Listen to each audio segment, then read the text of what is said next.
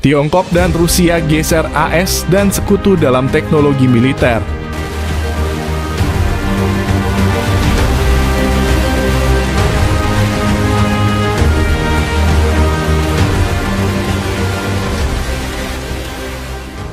Amerika Serikat dan Australia harus memperkuat kemitraan industri mereka dan meningkatkan persiapan militer di kawasan Indo-Pasifik di tengah semakin agresifnya perilaku Tiongkok di Laut Cina Selatan, kata seorang pejabat tinggi pertahanan Australia minggu ini.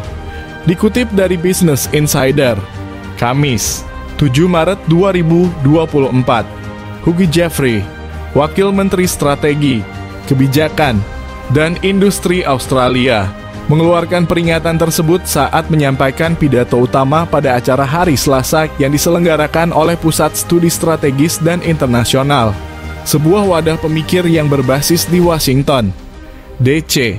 Komentar Jeffrey muncul setelah bertahun-tahun meningkatnya ketegangan di kawasan Indo-Pasifik. Amerika menanggapinya dengan berupaya meningkatkan kehadirannya di seluruh Asia. Dalam pidatonya, Jeffrey memuji para pejabat pertahanan AS karena mengakui bahwa infrastruktur militer negara tersebut pada era Perang Dingin tidak mungkin bertahan dalam ujian geopolitik yang menegangkan saat ini. Demikian yang dilaporkan South China Morning Post. Rusia dan Tiongkok melampaui AS dan sekutunya, kata Jeffrey, menurut outlet tersebut yang mencatat bahwa ia sedang mendiskusikan teknologi militer. Invasi Rusia atas Ukraina telah berlangsung selama 2 tahun sejak 24 Februari 2022. Awalnya perlawanan kuat yang dilancarkan oleh Angkatan Bersenjata Ukraina serta dukungan besar Barat terhadap Kiev meningkatkan harapan bahwa tentara Ukraina yang kalah jumlah dan persenjataan dapat memukul mundur pasukan Rusia. Namun 2 tahun kemudian harapan akan kemenangan Ukraina tampak makin pudar dan hampa, begitu pula janji negara-negara Barat untuk mendukung Ukraina selama diperlukan. Rusia punya alasan untuk percaya diri dalam memenangkan perang berkepanjangan ini. Pasalnya bantuan militer Amerika senilai miliaran dolar kepada Ukraina masih belum disetujui dan belum jelas nasibnya.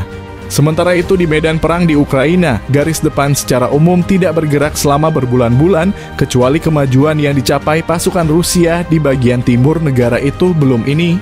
Kiev terus berkukuh bahwa mereka tidak diberikan alat yang tepat untuk melawan Rusia seefektif mungkin.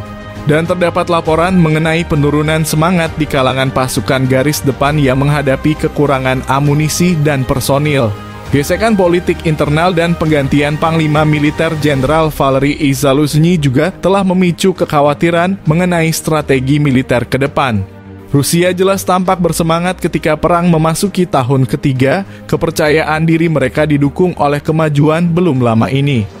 Perebutan Avdiivka minggu lalu menjadi kemenangan paling signifikan dalam 9 bulan, diikuti oleh perolehan teritorial yang lebih kecil minggu ini, dan pembersihan lawan-lawan politik di dalam negeri menjelang pemilihan presiden bulan depan. Tentu saja, Presiden Rusia Vladimir Putin diperkirakan akan memenangkan pemilu dengan mudah, terutama mengingat sebagian besar kritikus berada di pengasingan dilarang berpartisipasi dalam politik, dipenjara atau mati. Meskipun nasib perang tidak dapat diprediksi, para analis politik mencatat bahwa Rusia memegang kendali besar atas apa yang terjadi dalam perang tersebut seperti halnya Barat. Tahun ini adalah tahun yang paling sulit bagi Ukraina dibandingkan dengan perang yang pernah terjadi sejauh ini.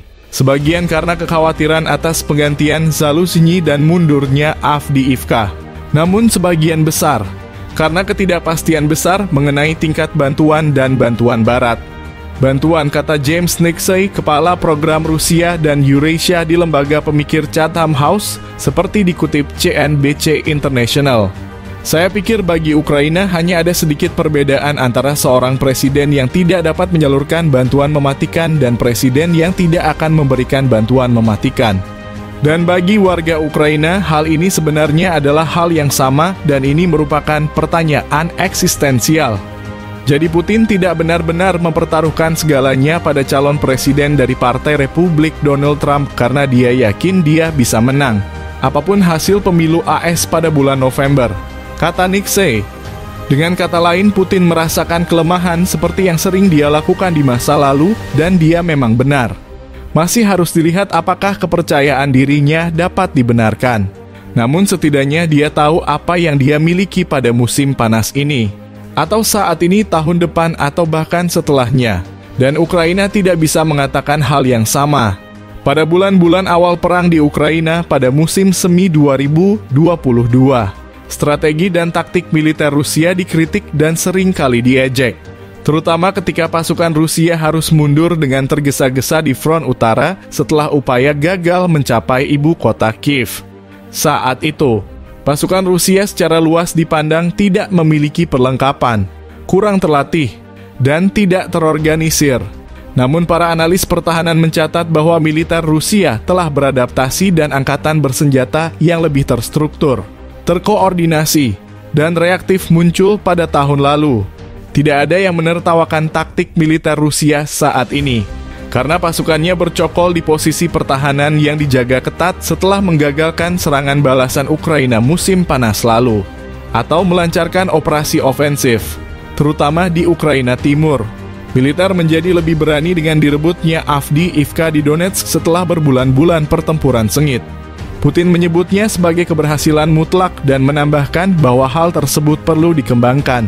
Di sisi lain, saat ini Rusia menempati hampir seperlima wilayah Ukraina dan telah menunjukkan bahwa mereka dapat memobilisasi ratusan ribu orang untuk berperang sesuka hati. Atau saat ini, tahun depan, atau bahkan setelahnya. Dan Ukraina tidak bisa mengatakan hal yang sama. Pada bulan-bulan awal perang di Ukraina pada musim semi 2022, strategi dan taktik militer Rusia dikritik dan sering kali diejek. Terutama ketika pasukan Rusia harus mundur dengan tergesa-gesa di front utara setelah upaya gagal mencapai ibu kota Kiev. Saat itu, pasukan Rusia secara luas dipandang tidak memiliki perlengkapan, kurang terlatih, dan tidak terorganisir. Namun para analis pertahanan mencatat bahwa militer Rusia telah beradaptasi dan angkatan bersenjata yang lebih terstruktur, terkoordinasi, dan reaktif muncul pada tahun lalu. Tidak ada yang menertawakan taktik militer Rusia saat ini, karena pasukannya bercokol di posisi pertahanan yang dijaga ketat setelah menggagalkan serangan balasan Ukraina musim panas lalu, atau melancarkan operasi ofensif, terutama di Ukraina Timur. Militer menjadi lebih berani dengan direbutnya Avdiivka di Donetsk setelah berbulan-bulan pertempuran sengit.